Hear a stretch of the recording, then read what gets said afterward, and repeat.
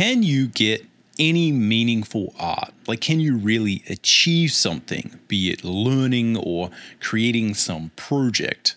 Can you get it done in a short amount of time? For instance, if you only had 30 minutes a day, could you actually ever get anything done? Often when we are really pressed for time, the easiest solution is to just give up and say, look, it's just not possible. We just can't do it. And while I think there's no point in pretending that with a very short amount of time you can sort of do anything, that your options are unlimited, I think it's worthwhile looking at what is actually possible. Now, this could be a situation where you're a hobby artist or you're just kind of messing around. You just want some time to really focus on your art. And the question is, am I going to get anywhere? Is this worth it? Am I ever going to be able to learn to draw or, be able to create something that I'm proud of? You could also be already a professional artist. And like me, you're kind of sitting there thinking, I'd like to do more personal art. But, like all of us, we don't have that much time. We're always sort of pressured for time. What is possible? Could I create something really awesome in, just a tiny amount of time per day? This is one of those questions that, look, it does get asked a lot. And I think that's because many of us are pressed for time, and rightly so. And I do think people are often kind of selling snake oil here, saying, hey, you can do this amazing thing, earn this amount of money or get this amazing result in, no time while putting in very little effort. Look, I just don't think that's often very realistic. To get really good results, you often do have to put in a lot of time, but often less time than we imagine. And also I think often we do underestimate what we're able to achieve over the long time when we actually kind of look at the math. So I'd like to sort of approach this episode and try and unpack this idea a little bit more from an exploratory framework and really look at, what this means and what are the systems and tools I think we could use to get the most done with that amount of time. And I think, again, what we'll probably find is we're able to get a lot more done than we imagine. Welcome to the Visual Scholar Podcast. My name is Mcburnie. I have been a professional working artist for over 20 years, and on this show, we're all about demystifying the worlds of art, creativity, and productivity so that you can get better faster and enjoy your artistic journey. This is one of those topics that I think you could be coming at from multiple different angles. As I mentioned, you could be someone who is just trying to learn art, to create something that you're happy with. This could be a matter of learning to draw, or it could be a matter of having really big, lofty, aspirational goals of creating a larger project. You could already be someone who does a lot of art, but you want to figure out what is possible if I kind of just chip away at something. And I think that really is the bottom line. Mostly what we're looking at is, if we use a lot of good productivity frameworks, what is actually possible if we do just kind of chip away at something over time? Now, I think that probably what you'll find is that you can get a lot done if you just chip away at something. The math actually works out surprisingly well, and that's something we'll look at as we will look at some of the frameworks and ideas for how you would actually get this done. But the trick is that it's tricky to learn how to chip away at something, because when you have these big goals and you're looking at a very long time frame, sometimes that can just be a massive, massive challenge. So there's a mix of ideas here that I think are really important. One is to look at, what is possible, right? Like let's dive into that question and see if we can find some answers. And that's where I want to look at this from an exploratory standpoint. The second is like, okay, given that, what would we do to kind of maximize that time and get the most out of it? Now, there's another sort of wrinkle to this, which is I think when you really get sort of hardcore about looking at your productivity, you actually gain a lot of strength for other things. So for instance, I think looking at this from the framework of, okay, what could you get done in 30 minutes a day? Well, look, 30 minutes a day is a very short amount of time. Maybe if you had an hour or 2 hours, that might be more realistic. But I think if we look at it from the framework of half an hour, 30 minutes, there's a couple of interesting things there. Firstly, that is like a good unit of focus time. So it is like sort of the minimum focus time that you can really use, and you can sort of get quite a lot done there. Often the Pomodoro method from a productivity standpoint is that kind of 25 minutes. Sometimes people use less or more, but this is a good amount of time. You can actually focus and get some stuff done for that amount of time. The second thing is that if you look at it this way and kind of get desperate about how you maximize your efficiency and sort of what you're doing, and we're looking at this as a way to have fun while we're doing this. We don't want to create some robotic action where we're kind of rushing. It's not about rushing. It's about building, consistency. But if you're able to get some stuff done and you kind of really work out this problem from half an hour, what you'll find is then if you kind of add another half an hour, you're kind of doubling your productivity. If you then add 2 hours, then you're quadrupling your productivity. So I think if we start really small and kind of almost absurdly with the amount of time we've got here, firstly, that might actually be all the time you've got, and we should look at that. But secondly, really focusing this way allows you, I think, to build the kind of skills you're going to need to be able to get, very reasonable amounts of things done if you only have 1 or 2 hours per day. Now, there's a lot of good evidence that people can create great works in these amounts of time. This is something we'll also look at, but many writers have written multiple books over their lifetime just from, getting up half an hour earlier and sort of starting to type their books.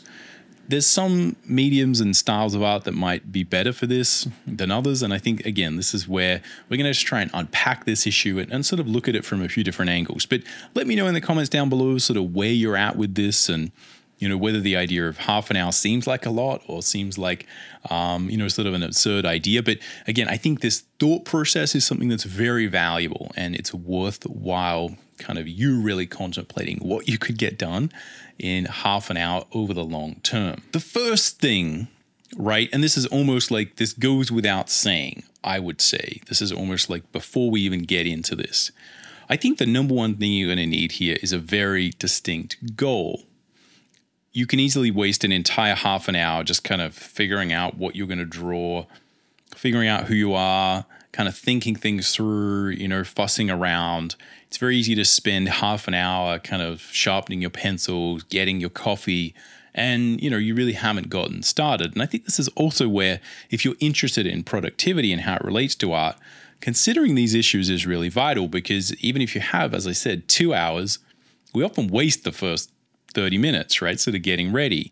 So if we can optimize and look at how we might be able to just sort of jump in and get started, that will actually give you a lot of time. And when you do the math, you'll find that that time can actually be quite significant. So I think you really need to understand that, having a goal and not just wishy-washy kind of messing around, I think is really vital. The other thing is that often when we're looking at this is an issue where people, and I know lots of people ask me comments saying, I'd really like to learn to draw. Often people are a little bit older and it's kind of passed them by, but, they're at a point in their life where they really want to sort of get good at this.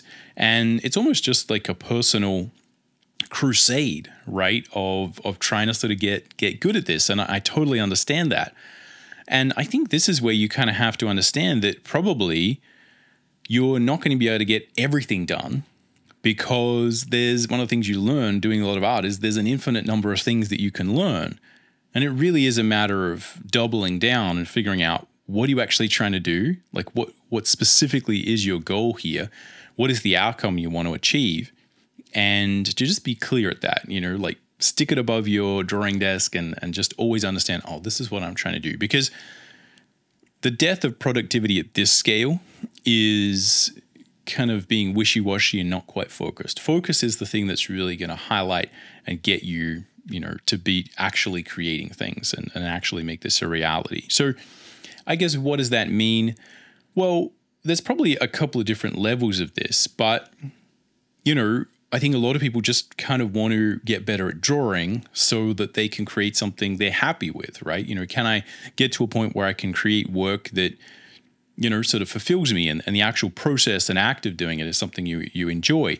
You could also be trying to, fulfill some dream that you had to be published, or create some kind of product, or work on something, or you might have a little project you want to work on, a video game, comic book, a book, a picture book, a children's book, It could be just be that you want to go to conventions and, have art to share there. I mean, again, there's an infinite number. It would be really good if you'd let me know, if you have some other ideas and things that you're kind of trying to achieve. Because again, so much of my framework is looking at people who are students who are really sort of dedicated to their craft. Like they want to get a job, that's why they're there. Or, my own sort of thing where mostly I just want to draw comic books, right? That's all. You kind of ask me, that's my goal. So a lot of this is just being very clear that probably if we're realistic, and this is where we can step away from the snake oil nonsense of like, oh, you can achieve unlimited stuff in zero time with zero effort. It's like, no, you can't do everything. Your options are going to be very limited. Your output's going to be very limited, but that's good because creativity thrives in constraints. And you find this might actually be the focus you need to actually get stuff done. I would present to you that potentially if you have someone who is just kind of retired and has an unlimited amount of time and is kind of saying, oh, I've always wanted to be an artist, I'm just going to get good at art, that's kind of a bad thing because you don't have any direction. There's no need, there's no sort of impetus, there's no pressure upon you. And it means that you are not forced to make good decisions. So a lot of good creative things are born out of people having very specific ideas and specific goals. So having, a lot of pressure here, I think is good because it forces you to really think about why am I here? What do I want to do, right? In the next 10 years, in the next 20 years, the next 30 years, the next 1 year or 2 years, like whatever it is, like where are you going? What do you want to do? And I think this really should focus you. And it also cuts off a lot of, again, different options in terms of the styles you use or the mediums you use. Often when we begin, you can imagine that, oh, I could create my comic book in any style I want. If I only have half an hour a day to create it, though, I have to create something very efficient from a stylistic point of view. I might want to create something that, has much rougher art in black and white, because then I can actually tell more story over a longer period of time. Or you might, again, have a goal that you want to create something that's, super high quality. And, that sort of defines the way that you kind of approach it. You may want to just finally learn how to do anatomy really well, or do still life, or whatever it is that you're kind of interested in, to paint flowers so you can put it on the wall, to get good at a particular thing. Whatever it is for you, even if it is a little bit more amorphous, it's important to start there, because when you pursue a particular type of goal artistically, it does cut off other options. And that is good, because in order to focus and learn things, you do need to actually practice it and, understand how that particular medium works. So number one thing is have an actual goal, have some kind of thing that is very clear and concrete about where you're actually trying to go, what do you want your art to look like, and how's this all gonna be in the end, right? Where are you actually headed? All right, firstly, I think what we can do is look at what is the primary tool that you could use, the primary framework to really make this happen. And for me, that is going to be really developing a consistent artistic practice, an artistic ritual, and understanding specifically what that means to you. And I've talked a lot about artistic rituals in the past. I think it's one of the most high leverage things you can do to get more art done, and do so in a relaxed, happy way. Really get into a positive relationship with your art, not sitting down for half an hour and kind of, cracking the whip and, forcing yourself to grind through stuff, really developing like a good, consistent practice. And again, so we'll dive into that. But I think thinking about this from half an hour and what could you get done in a really short amount of time will change the way we sort of think about that. So we've got to kind of look at how this ritual relates specifically to the idea of having a short amount of time. The second thing we could do here that I'll actually do first is we could just scope the time, right? So like, let's say for instance, okay, you do only have half an hour. Well, if you think about, okay, let's just imagine if it's just half an hour, you can probably do it every day. That's 7 days a week. That's 3.5 hours per week of you doing something. Now, again, you've got to really look at the time, because, if you kind of spend the first 10 minutes and the last 10 minutes kind of messing around, then obviously that drastically reduces the time. But if we look at the goal here as being, let's maximize that time, which is what we do with our ritual. let's imagine you do actually have half an hour of actual work that you could do. It's 3.5 hours per week, which means I think and again, this is my art math. So math nerds out there, you correct me. But again, I sort of calculate about 182 hours per year, which is kind of, sort of equal to, maybe like a month, like five weeks, 6 weeks of like full-time effort, right? If you're kind of looking at that from a thing, you sort of look at like 35, like 40 hours, sort of per week, you sort of break that up, right? That's kind of where I'm thinking. And again, if we're looking at really focused time, that you can get quite a bit done, right? If you look at that from a year, like what is actually possible. You might be surprised at how much actual time that is. And then if you sort of look at like, okay, you really don't have time for this in your life, right? This is not something where you're ever going to be able to do this full time. This is something where you're just like, I want to do the most possible. If you kind of look at like, okay, over the long term, over like years and years, over like 5 years or 10 years, which again may seem to some people like that's a ridiculous amount of time. But if you look at what you would be able to achieve, you might be sort of surprised at what you could actually get done and the difference that would make to your general happiness and your feeling of achievement over time if you kind of get good at chipping away at that. So I think you could definitely make serious inroads over the long term on either a good personal project that really is something where you're kind of building something that you just want to be 100% personal, and it's not ruining your life to kind of grind away, every single second of your spare time. If you just kind of chip away at it, what personal project could you get done over a few years? And the other question is like, if you're just trying to learn to draw better, you want to get good at maybe doing life drawing or, doing still life or whatever kind of artistic endeavor you're wanting, then, could you actually make good inroads over, again, a longer period of time? And again, this is where we have to be realistic. I think it's very tricky to sort of say, oh, just in, 30 minutes a day, over 90 days or whatever, suddenly you'll become a master, right? I think, training to do art and building all of these personal projects, they do take a long time. These are serious skills you have to build, but there's a couple of tricks that are in our favor here when we do scope the time as well. A lot of learning and a lot of thinking about projects happens when you're not actually doing it. So we can have two examples. One would be you're learning to draw. And if you're just learning to draw, a lot of that actual neurological adaptation happens while you're sleeping. So if you do half an hour a day, you're actually maximizing like your learning potential, right? Like 100% of the time that you would be able to spend learning in half an hour a day.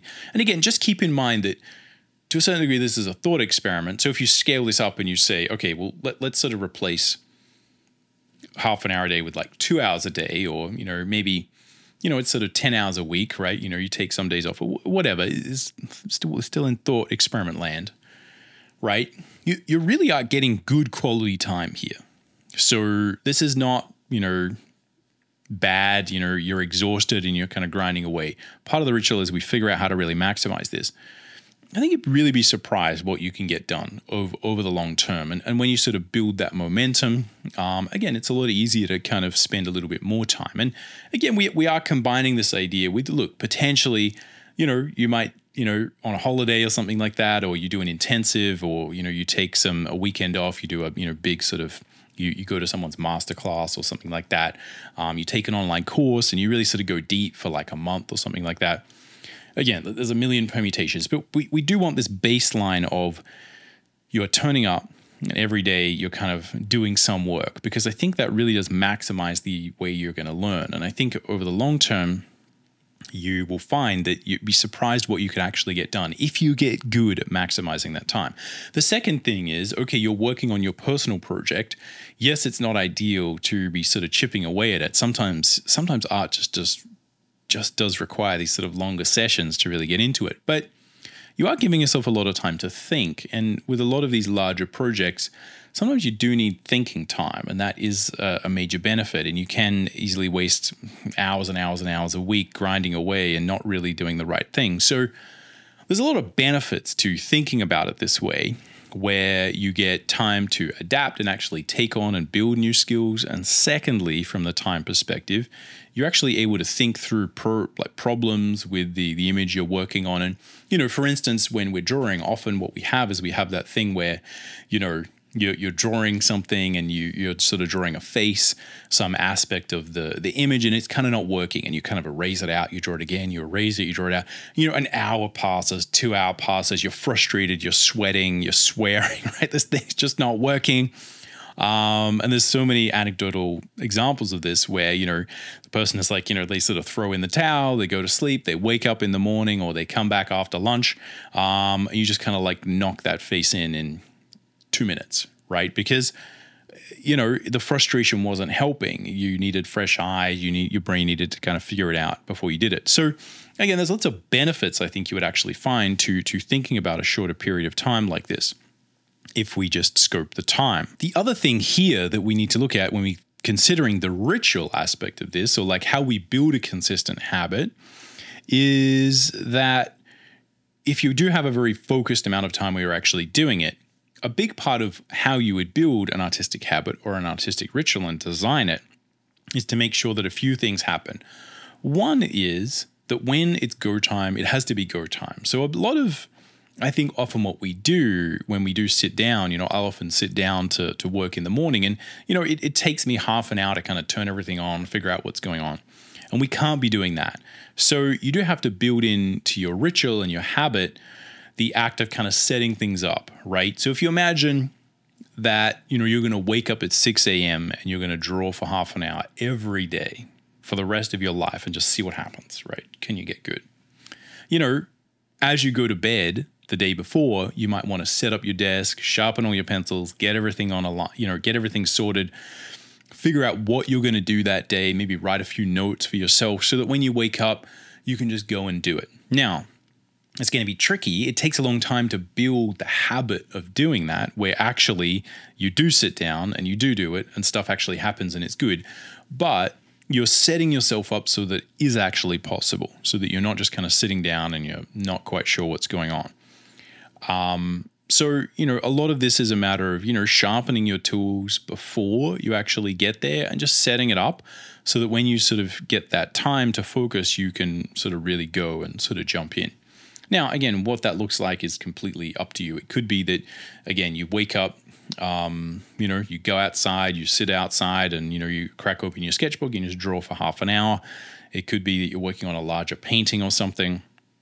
Again, this is where some mediums might be better or worse at this, and you would really have to understand the technicalities of how those things work to make sure that you can just go. There's probably mediums and tools that are going to be much, much better at this than others. But again, that's kind of like into the weeds a little bit. The thing we need to look at when we're dealing with these short amounts of time is, again, setting it up. And a lot of this is what I would describe as the on-ramp and the off-ramp to your habit. So making sure that you build a consistent practice for how you kind of engage with that short amount of time, and then how you disengage with it, right? And learning to kind of stop and sort of move on. So there's a lot of these basic ritualistic things that I think we could do that would be very useful. And most of it involves just making sure you set up the space and you also locate the time that you're going to do this optimally. So the reality is, if you only have a short amount of time, you really have to optimize that time to make sure it's going to be free of distractions. It's going to be when you're at your best. And this is why a lot of people, sort of parents with sort of busy lives and they want to do some creative thing, they get up early, right? And they write their books, they practice their things, they do it sort of before everyone gets up because it's consistent time you can always get. Now, that's not necessarily what you need to do. I'm just saying that's a good example of the fact that this is the pattern that people tend to find. So you need to really make sure that you locate that short amount of time at a very sort of effective part of your day, and something that you can consistently do without distraction. So again, the morning tends to be one of those things that kind of works to people because you can always sort of get up a little bit earlier, again, in most cases. But again, that's just the basic concept. So a couple of simple frameworks. One is locate the time optimally. Make sure you are kind of setting up, sharpening all your tools. You're setting everything up. You have a good understanding of what you want to do. And then you build those habitual sort of on and off ramps to you actually sitting down so that, you're really just maximizing that short amount of time. And I think if you just look at these two things, you would see that, if we scope the time and we look at some basic things we could do into building a habit, none of these are easy, but I think there's a lot of possibility here. I think it probably would be possible to get a lot of stuff done over the long term. You're just kind of chipping away with half an hour a day. The other thing that's just worth mentioning before we move on to the next major point is that you do need to kind of be warmed up with a lot of drawing. Now, I think this is maybe where writing is a little bit different because, and this is why people frequently have written like amazing works and sort of catalogs of books just by waking up early and kind of sitting down and just typing. I think there's a degree to where some of that writing happens mentally in your mind a little bit more than drawing. With drawing, the real key that I think would help you is like, yes, you have half an hour a day, but take your sketchbook everywhere and just get used to putting pencil to paper. Even if you're just doodling around, even if you're not really focused on trying to create some great work, even if you're just taking your notes, take your notes with the same sketchbook and the same pencil that you're going to be drawing your sort of finished work with. Again, if you're drawing or if you're painting or whatever it is, just make sure that you're getting used to kind of using tools and getting your hand-eye coordination in. The more you do this over time and just kind of take these things with you, just generally, this will be a force that means your sort of hand-eye coordination is just more warmed up. So I think that's just one last point that's really worth sort of super practical, but that will actually help a lot. But even so, again, you find if you consistently practice these things that, again, it will kind of start to happen. So the second big thing here that I think would be worthwhile looking at, if this is something you're serious about, is to understand that what you really need is a simple, reliable way of creating art. And what you're often trying to look for is a simple way that you can improve your skills. This is not going to be a situation where you are going to do that thing where you kind of buy a whole bunch of pencils and then you kind of create swatches, right? We're not wasting time. We're not messing around. This is really a matter of figuring out like what are the core things that are actually going to make a difference to you learning this skill or creating this project. And again, there's two different sides to this, and I like to talk about the skill building versus the project sort of building, because I think if we combine them, we get a good picture. But if you are looking at building drawing skills, again, it's worthwhile looking at what are the fundamental drawing skills that you need and to really focus on them and to have a simple, reliable process for building those skills. And again, a lot of this is just like, just pencil and paper, right? Keep it simple. If you actually want to learn to draw, just pick very, very simple tools and learn how to use that tool in a really, really deep way. This means that you're spending less time fiddling around with tools, you have less complexity, and this will actually allow you to build that core competency faster and more effectively. And this is so important if you are just really trying to build basic drawing skill or you're trying to get to a certain point. If you're messing around, you will find that over the long time, you're not actually getting much done. So look at almost like what is the minimum viable product for you to create that art or learn that thing, and just stick to the basics. Try and simplify everything, right? Just pencil and paper, charcoal and paper. Again, if you're learning sort of painting and those kind of things, simple palettes, simple tools. What is effective, what works, what's like the least amount of stuff you can use, because that way you're able to learn a very limited tool set quicker, more effectively, and then you can sort of move on to figuring out the nuances of it. This is going to be so important if you're actually really trying to learn something and you don't have that much, sort of time to burn, right? So, for instance, if I was trying to learn a 3D program, right, and I was trying to sort of learn sculpting, it would just be a matter of saying, like, look, what's the simplest way I can actually understand the user interface of the program, of which brushes I need to use, like what are like the 5 effective ways I can actually sculpt and move form in a 3D program. And that's kind of what I want to learn, and I want to put the rest of the energy into actually understanding how to sculpt three-dimensional form and do the actual craft. So typically, when it comes to doing things, there's a number of different aspects to it.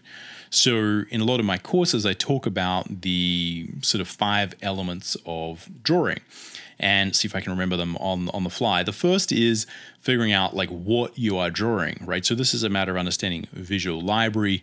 You need to actually know what you're drawing. If you're painting flowers or the human form, or you're trying to sculpt something, paint something, draw something, whatever it is, you need to actually know what you're drawing. What is the actual thing? The second thing is you need to know how to draw that thing. You need to understand how your perspective, rendering, sort of form functions, right? Like whatever it is, that there is a technical level of how to actually represent that form in your chosen medium. It could be, again, sculpture, pencil, it could be paint, like whatever it is. The third thing is the tools, which is there are actual tools that you use to do this. And if you don't know how to use the tools, it doesn't matter whether you understand how, it doesn't matter whether you understand how flowers work, like exactly what the form of a rose is, and exactly how to draw it. If I give you a medium, if I give you some, alcohol-based markers to do that and you've never used them before, you're not going to be able to do that good of a job because, again, that's going to be probably a, light to dark style medium, or it's kind of this sort of overlay, sort of glazing style medium. If you're used to using oil colors, you're not going to be able to kind of bridge that gap, right? The way that we implement tools is very different, right? And the most effective thing, if you're serious and you're pressed for time, is to say, like, what is the smallest number of tools that I can use to get like a decent result, and start there. Because the less time you spend learning tools, the more time you start to actually focus on the first 2 things, which is kind of what are you actually trying to make, and how do you learn how to, construct and understand the human form, human anatomy, or, whatever it is. And then, all these other subtle things, which is how do you do rendering or perspective. There's a lot of technical concepts here. Again, I don't know a lot about sculpting, but I would imagine there's similar processes and steps and ways that you kind of understand how these things kind of go together. And in all cases, the simplest tool set is the thing that's going to be really there to sort of help you. Now, if we look at the idea of, okay, maybe you're not learning, maybe you're trying to do a project, it's the same thing. It's just that instead of sort of tools and whatever, you probably already know the tools. You already probably have a good idea if you're kind of sitting, I want to make a larger project.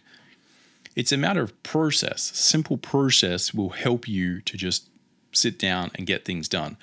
I can't tell you the number of times that just getting stuck on like one little element, right? If you're trying to learn something new, will completely derail all of your efforts. For me, if often I do a lot of video editing these days, right? Because I'm making all these sort of videos for various things. And, I have, again, a very basic process for how I do that. And every time I need to like learn something new where I'm like, oh, I need to figure out how to do this, it takes me this ridiculously long amount of time, right? That's just standard. So we just want to remove and reduce the number of times you're actually going to have to go and figure out how something works, and just look at what is the minimum number of steps, the minimum number of things you can do to go from nothing to having your sort of finished product. And that's where really refining a simple, reliable process will help if you're trying to create a children's book, or you're trying to create a comic book, or, a series of art prints, or whatever it is your big project. Then again, having a really simple way to do that, if you're really pressed for time, is what will allow you to actually put all your time into the actual thing, which is important, which is the art you're doing. And just as a little interjection, right, before we sort of move on to the next thing that I think is sort of really worth looking at here, which is the idea of practice, right, and different ways that sort of practice plays into this. I think that's something that's so important to understand, is that even if you are spending 24/7 working on a project, you're not chipping away at it over a year. Maybe you're working on it over 1 month or 2 months. Even if you're spending all your waking hours working on it, it still feels like it's taking forever. It's never going to be finished, and you're not sure whether it's, ever going to be done, and whether it's ever going to work out. So it's worthwhile just understanding that probably you're drastically going to find and encounter those things. If you have a limited time in your life to kind of really try and achieve something here that's important to you artistically, you're definitely going to need to master the way that, this is going to feel as if you're just kind of sludging through the middle of this project for ages, right? And there's going to be times where it's going to feel sort of pointless and you're not quite sure what's happening. This happens no matter how much time you put into one of these things. Even if you're spending all day, every day working, studying at an atelier, learning, classical anatomy, classical rendering, classical everything, right? It's probably feels like, again, this is just going on forever and you're never going to get there and we're not quite sure. So it's just important to understand that you're probably going to have an extended version of that. But the more you become comfortable with that in general, the better you're going to be at learning these skills, quite frankly, because that is an experience, I think, that pervades all artistic, both projects and learning. These things just do take a lot of time. And I think that's why it's so important to really figure out, again, like a simple set of tools, make sure you have your kind of habits dialed in. We're just looking at, again, look, the TLDR is just, this has to be really simple. It has to be basic. And you have to kind of embrace that as the primary leverage and framework and functionality that you're going to use to really attack and solve this problem. Simplicity and focus is what is going to actually allow you to get this done. So lastly, I think what we can look at is this concept, as I was sort of teasing, of practice. And I think this really is where we have to understand what the nature of the beast is here. But as I said in the beginning, I think this is good to think of it this way and almost practice this way, because it really does make you appreciate what a lot of the challenges you're going to deal with when it comes to learning a very sort of complicated physical-based skill like drawing, where it just takes a lot of time to practice, is that this will take a lot of time. And that is just the nature of the beast. So I think there's 3 different ways that we can really look at the idea of practice kind of as a metaphor and how I think it's going to be so important. The first thing is that this will all take a lot of time to dial in. It will take practice for you to really figure out how you're actually going to maximize that short period of time. So this is not a matter of trying it for a week or a few days and being like, oh, I didn't really get anything done, I guess I'll just give that up. This will take you a huge amount of energy and focus and twisting and adjusting and playing around with when do you do this, how do you do this, how do you make sure you focus. There will be many, many days, probably more days and more sessions in the beginning that are unsuccessful than are successful. That would be my guess. That has been my experience when I try and play with this kind of stuff. You will probably fail more than you succeed to get anything done in your short amount of time in the beginning, because what you're doing in the beginning is building the skills required to focus for a short amount of time. And I would imagine this is the same if you are waking up at 6 a.m. or 4 a.m. or whatever it is to write your book for an hour or two or whatever it is. Probably for the first year, people aren't actually that good at it. It takes time to focus. They don't quite get everything sorted. Sometimes it works, sometimes it doesn't. And that's fine, right? That's just how this stuff works. But once you get the habit going, again, the goal is to understand, look, the time kind of works, right? If you do chip away at this, I think you'll be able to achieve some good things. Secondly, it is possible to build a habit whereby you do just kind of get all this stuff working and you kind of sit down, you can actually probably get a fair amount done. And lastly, if you really simplify everything, you'd be surprised how much more efficient you can be and how quickly you can sort of get to a point where you're actually able to learn things. If you're not worrying about which pencil to use and you're just using the same pencil forever because you're like, I don't have time to learn anything else, you probably find you're much more likely to actually start learning the skills and get somewhere and feel good about using those tools and like you're starting to actually master them, right? Because again, there's frustration that occurs in all these sort of frames. So I guess the thing is yes, it works probably in all likelihood, right? There's a good chance the math tracks, the logic tracks, but the reality is that it will take a lot of work to get all those things going. And you'll probably fail a lot in the beginning to really feel like you're getting anywhere, to feel like you're getting traction, to feel like you're making forward momentum. And I think that's so important to understand that when we are sort of tackling these little things where we're trying to sort of do something that is high performance in terms of our productivity and art, where again, which is tricky because you need to be emotionally attached to the art you're making. You need to be in the right mood. You can't be sort of frustrated. You can't be distracted. There's a lot of things that need to be kind of just right for this to work. It will take you a huge amount of time in the beginning to get that sorted. But once you do, that, in my experience, just kind of rolls along, right? It's a perpetual motion machine, more or less, right?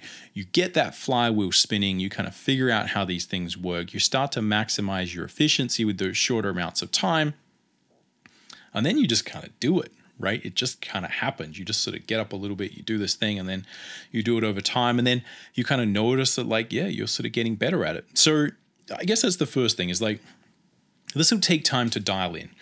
The first skill you're building is just your ability to actually figure out how to get some stuff done that's useful in that amount of time, to stop wasting time, to stop figuring out, don't spend the half an hour figuring out what pencil to draw with, right? Or, researching stuff online about, which sketchbook to buy.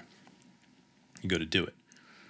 The second thing is that I think something that will really help you here, that is a skill that maybe if you were doing this maybe just on a Saturday or spending 10 hours a day, and just sort of crunching on this for a short amount of time in a week, is you do have to get good at start and stop rhythm with your creation. And I think this is so challenging in the beginning to get right, to understand the start and stop aspect of creation. So there's a lot of these classic stories that I remember. I don't have good attribution to in what book it was or which author it was, but there's always these stories of someone who was worked in the postal service or something, and they just woke up early, in the morning, like an hour before anyone else, well, they had to go to work, and they just sort of they just wrote books, murder mysteries or something like that, and they were actually pretty successful at it.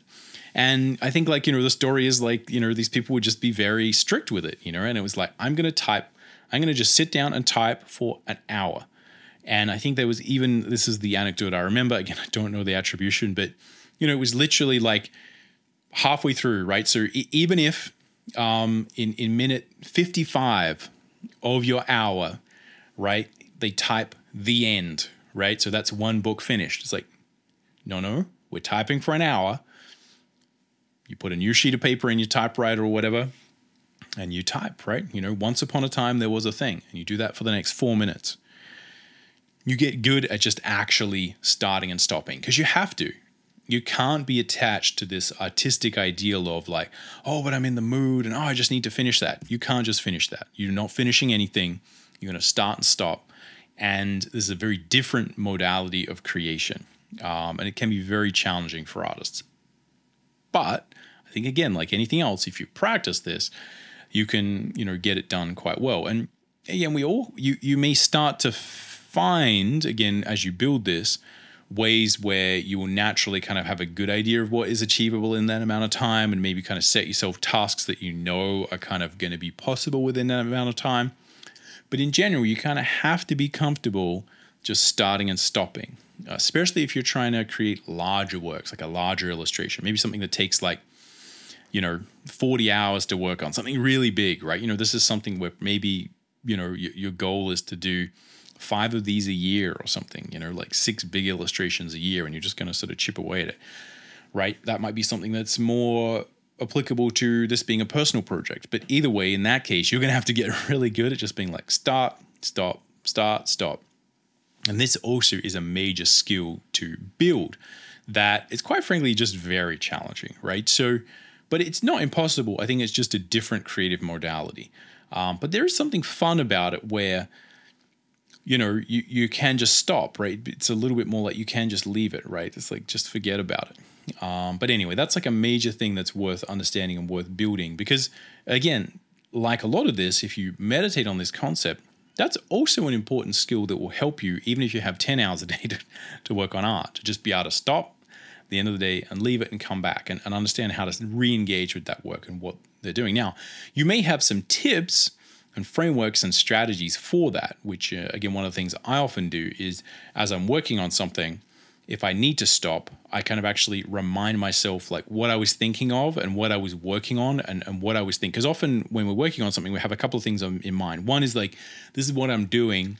And then I often have ideas of like, this is what needs doing, or these are ideas I kind of have. And often what happens if I take a break and I come back to it, you know, even an hour, even 5 minutes later, sometimes I've just forgotten. I'm like, what was I doing? So if I just make a little note of that and say, you know, this is what I was going to do next, you know, I was rendering this thing and next I was going to, you know, start drawing this other thing, or this needs fixing,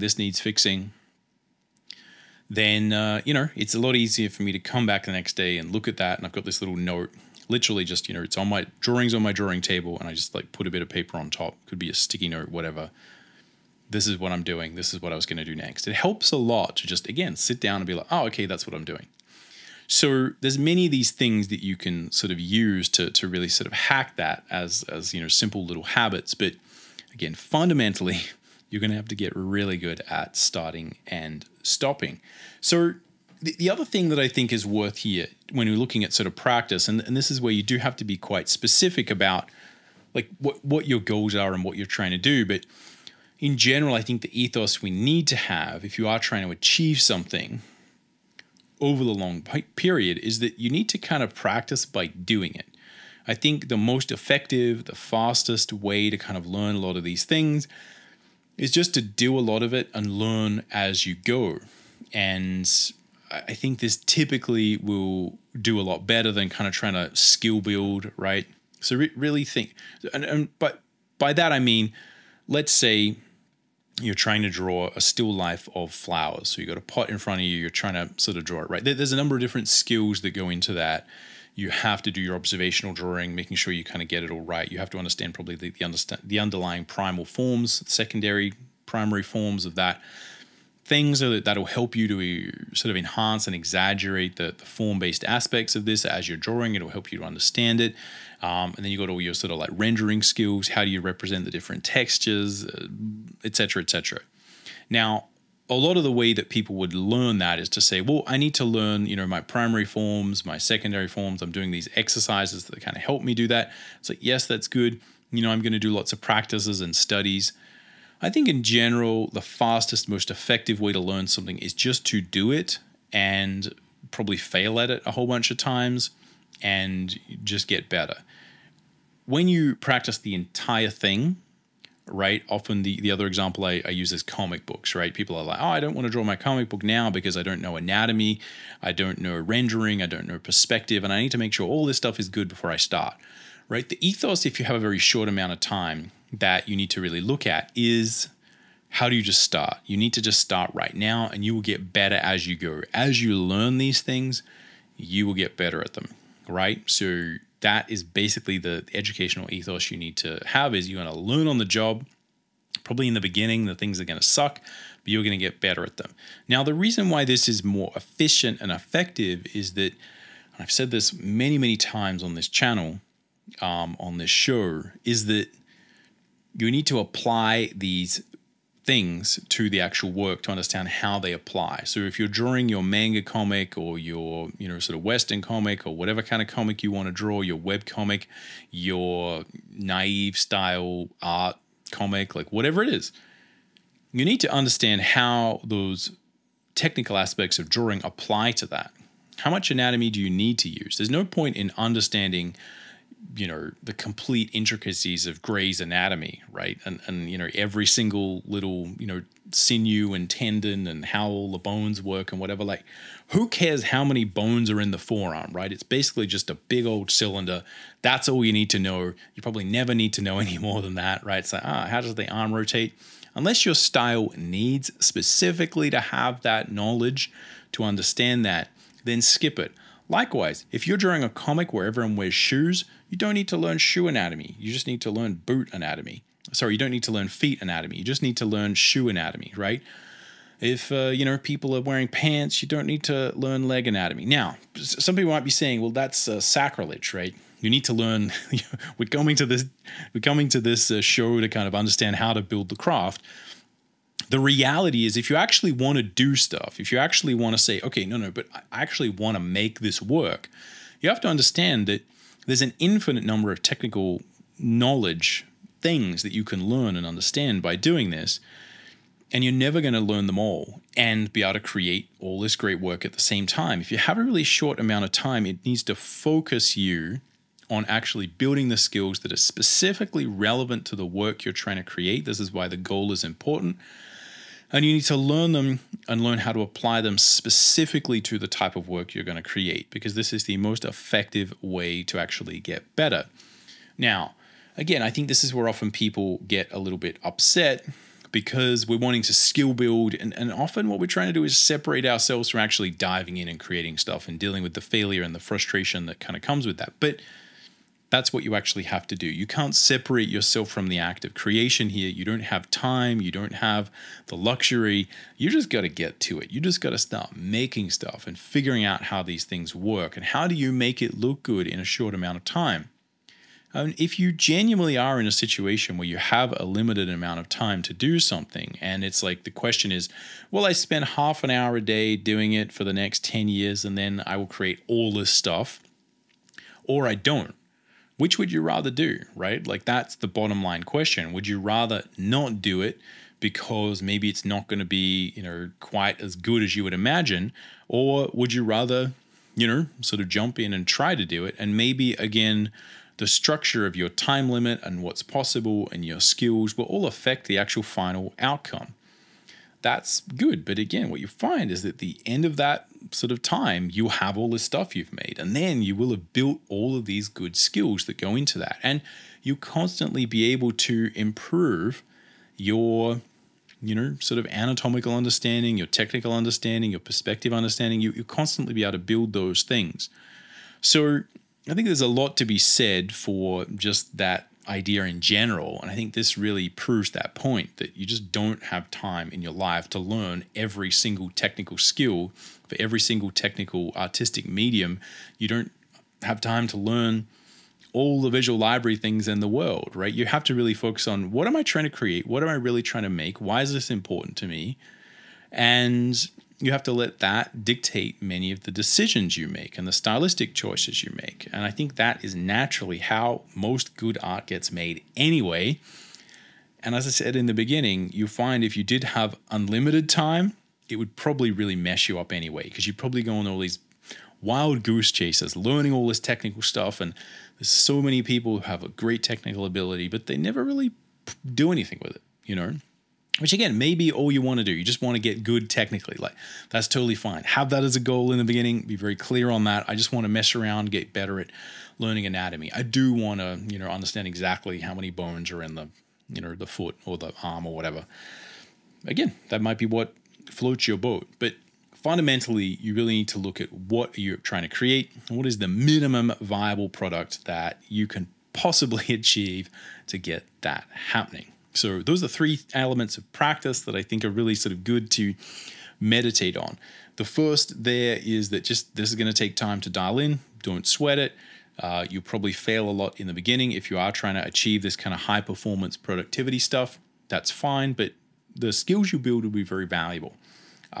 Secondly, you're probably going to need to build this skill of just starting and then stopping, right? And thirdly, as I just said, you're going to have to be really brutal about the fact that the thing you're doing is going to define what you actually learn. And the best way to know exactly what the skills are in order to achieve the minimum viable product for the thing you're trying to create is just to start doing it and then see where you suck and then try and build skills there as you go, right?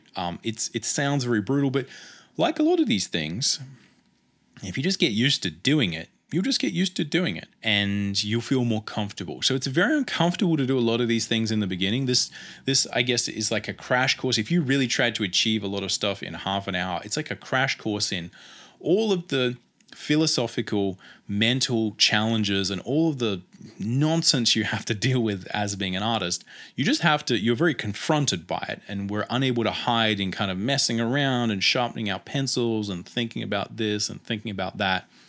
You're forced to do it, and I think that forces us to think about what's actually important, about our art. What are we actually trying to do, and why is it important, and how would we actually do it? So I think in general, this is really good sort of framework to think about how to get art done. Let's look at some takeaways so we can try and encapsulate this information, look at what you would actually do here. Firstly, if we look at an analytical takeaway, like if we sort of step back, I think the bottom line here that I kind of see, again, let me know what you think in the comments down below, or send me an email, tim@thedrawingcodex.com.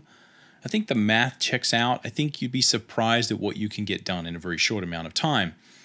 The trick is, how does this actually work for you? And I think, scoping the time, looking at the analytical side of it and just kind of saying, look, is this possible? What would I need to do?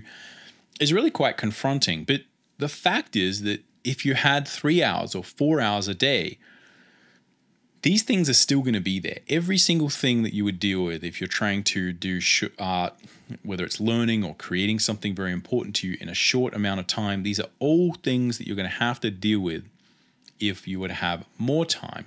It's just that you'd probably be more frustrated at the end of 5 or 10 years if you had been spending 4 hours a day learning art and you kind of hadn't got anywhere. So it's always a matter of understanding how productivity or the theory and the science behind learning to draw, getting into flow, how we actually learn skills, and developing a positive, consistent, creative habit for doing it that is something you enjoy, that you're drawn to do. These are all things that I think we have to do anyway. And I think the math checks out. If you've got half an hour, a couple of hours a day, and that's all. If you kind of really build a groundwork practice for this and you really kind of sort this stuff out, I think you'd be really surprised how much you could get done. The trick, as I said, is how do you make this work for you? And this is also something that you're going to have to really sort of dig into no matter what. Where do you put this time? How does this function for you? Yeah, this is something you're going to have to work on, but fundamentally, I think the math checks out. You should be able to get a lot done here. If you want a simple bro level version of this, I'd say simply 3.5 hours per week over the long haul is actually quite a significant chunk of time. All right, practical takeaways. Like what could you actually go and do? Well, I think the first thing is to understand that you do need to practice things from start to finish. And the real challenge here is it would be easy to just kind of mess around and not really complete anything, not really finish anything, and just kind of sketch about and maybe get frustrated. We really do need to practice the idea of starting work and really thinking about what are you actually trying to achieve, trying to finish it. And this allows you to ruminate and step back and say, what have I created? What's the next thing that I'm going to create? You get much better at creating things and coming up with ideas. So I think that's really important. The other thing is that you would obviously need to view a very short amount of creation time as production time.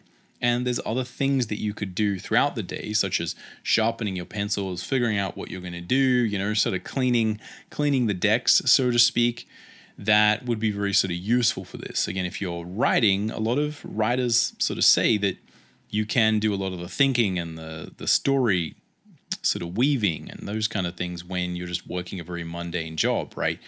And again, people have also done quite well that way over the long haul, where, yes, you're writing for a short amount of time, but then you sort of go and do some pretty boring sort of other job, but you're kind of thinking about the things you're going to write. And then when you get to actually writing them, you kind of have stuff built up. And I think that's something that's sort of worth thinking about is, there would probably be like in a similar way to art, you'd need to contemplate, a good thing you could do is get your phone camera, right? Like take a photo of where you're up to, previously, and, sort of look at that throughout the day and kind of be like, okay, what am I going to do when I get back to it? There's other things you could do around the actual time that would help you to get sort of sorted, right? You might take an anatomy book with you. That's the book you read, on your sort of lunch break or, when you got a bit of time. But, you really only sort of focus for that short amount of, time that you've got dedicated to actually do stuff, to put pencil to paper. And I think the other thing that's worth looking at here is try and create like units of work. Try and think about what are you actually trying to create? Is it a finished image? Is it just a sketchbook? Try and really think about what is a unit of creation for you? It could be one sketchbook page. It could be one anatomy study. It could be one, maybe you're going through course material, or again, you're learning from a book. You're sort of doing like one page and sort of studying the ideas within that. It's try and sort of chunk it down and give yourself a win, right? Like have some way to say, okay, here's a unit of work that maybe is going to fit within the week, or even fit within that half hour or a few days worth of work. And that way, again, you can start to chunk down those tasks, and it's going to give you a little tick like, okay, I've done this thing. I did sketching for, again, it could be time-based achievement. You could just be like, I just sat down and I sketched for that amount of time. That's all you want to do. It's a cathartic experience. Like whatever it is for you, create like a unit of work that you can really track and feel good about. And that way, as you get better at it, you will be able to track the fact that you're getting better at it, and you might sort of feel better about it kind of overall. And the next thing is, again, with this unit of work, really get good at perfecting that type of work. So think about whether it's a comic book page, a comic book panel, whether it's an illustration, a sketchbook page. There's often like a cycle where you're sort of thinking, hey, what am I going to do with this page, this thing, this art, this illustration, whatever it is. And again, it could be that you want to create lots of little 30-minute speed painting sketches. Like that's a perfectly reasonable thing to do. Could be you want to do a plein air sort of painting, right? From, again, people often do these from Google Earth or whatever. You just want to do one of those a day. There's a million things you could do. You might, again, have something that takes you a whole month really to sort of finish. But the key is to sort of perfect this unit of work, because that's the thing that will allow you to kind of understand where you're going, complete those creation loops, and really kind of, close all of those gaps and figure out, am I actually getting better? I guess the opposite of this would be if you're just kind of just messing around, you don't really know where you're going. And again, you're not really tracking there's nothing where you could really sort of tick it off and say, I did it, right? I achieved something. Even if the image you created is kind of really not where you want it to be, at least you could say, I did it. Lastly, if we look at this from a philosophical or a spiritual point of view, I think, firstly, as I've kind of hinted at, I think this is a good crucible with which to really sort of get rid of a lot of the nonsense that can consume a lot of our life and really waste a lot of our energy over huge amounts of time in our life, right? This is a crucible that will burn away a lot of the nonsense. If you think about, if I only had a short amount of time, like what would I do? Similar to those questions, like if you won the lottery, what would you spend the money on? Or if you won the lottery, what would you do with your life? If you didn't have to work for money, right? It forces you to really think like, oh, okay, yeah, that would be different. I'd do this, and then be like, no, I wouldn't have to do that. So it's one of these thought experiments that I think is worthwhile, but this may be a real thing for you, in which case, I think hopefully this has kind of helped, but I think there's a degree to where this is a good thought process, because it confronts us with a lot of the challenges that I think we're going to face as artists in the beginning. And this is a worthwhile thing to contemplate and really consider, because it forces you to think, okay, well, I'm not going to be able to create everything. Because often we have these, delusional fantasies, which are kind of fair enough, because we like to imagine things as artists, but you often have these ideas where you're going to be able to, become this amazing artist who's able to do everything, and everything's sort of possible. And, maybe it just kind of never happens, but at least you had that dream, which, look, maybe there's some wisdom in that. I don't know. But the reality is that when you actually apply yourself and sort of realize that the time is limited and, you may not be able to achieve those things, the question is, well, what's really important to me? Like, what do I actually need to create? What do I actually really want to do? And if I didn't have much time to do it, how would I just get to it? How would I sort of remove all the nonsense and all the blocks and all the stuff that's saying, oh, you got to learn anatomy before you do the thing you really want to do. And, all this stuff that stops us from just doing stuff. I think if you get beyond that, again, there's something sort of really good about this kind of general thought process. The other thing is that I don't think if you really try this, that you need to look at it in terms of, can I achieve X, Y goal? Like, yes, you need to know where you're going, like what you're trying to achieve, but there is an element here where you can just explore like what is possible and just kind of see what you could do in half an hour a day.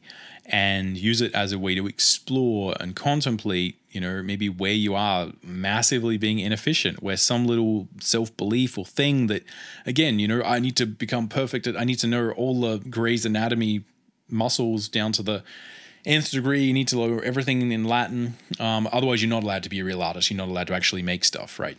It's like, oh, that's nonsense. Okay, just forget about that and just draw shoes, right? Just design different characters that don't need anatomy, right? Just work in a different style. Like, do whatever you want to do to get it done, right? To make the thing that you want to create. Or again, double down, learn the Latin. Who knows, right? You really have to think about it.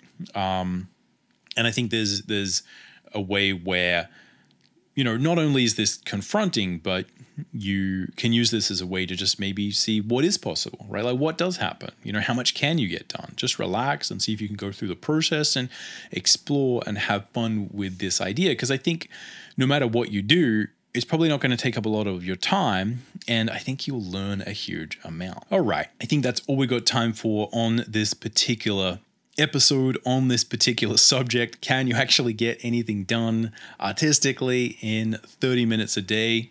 Let me know what you think in the comments down below. Again, this is something where I feel like a lot of people are genuinely in this situation there, because I've said before that often, it takes me like hours and hours to really warm up and feel like, my drawing's really good. And people are like, well, I don't have that amount of time ever in a day. Can I even do this? And I think I've gotten a few comments like that. And, I think it's worthwhile kind of exploring these ideas and kind of clarifying some of those things and, the differences between if you were to really focus on that and make that a primary goal versus, where I'm often coming from, being a professional artist and, having to deal with these sort of different challenges, right? So again, I thought it's worthwhile sort of positing as a thought experiment, because I think this is genuinely where you may be.